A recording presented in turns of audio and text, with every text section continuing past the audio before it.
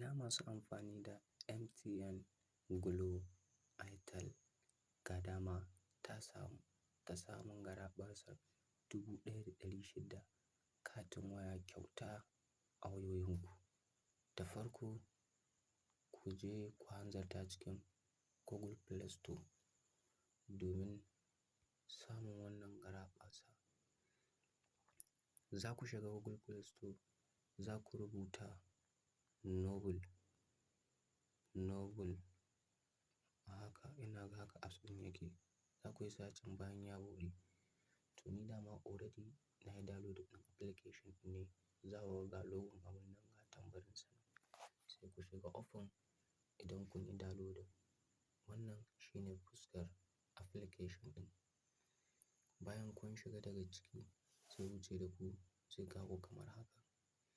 Bayan ya kawo kamar haka sai ku dangwala Me daga nan wuraren gefe.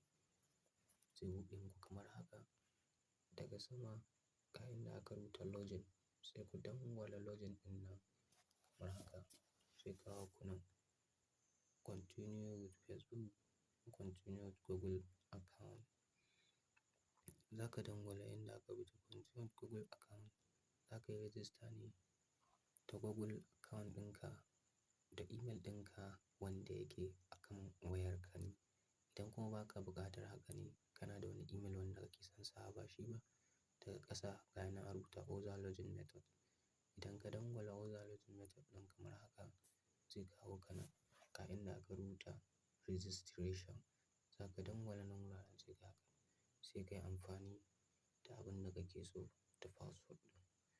Bayan ka gama sai ka dawo baya zai buɗe ma kamar haka. Za ka ga inda aka rubuta invitation code. Daga nan waɗannan code ɗin da zan ba ku su za ku sa a invitation code ɗin nan. Da kun yi haka kun gama za ku ga an ba ku point. Balance ɗinku zai hau point da kyau.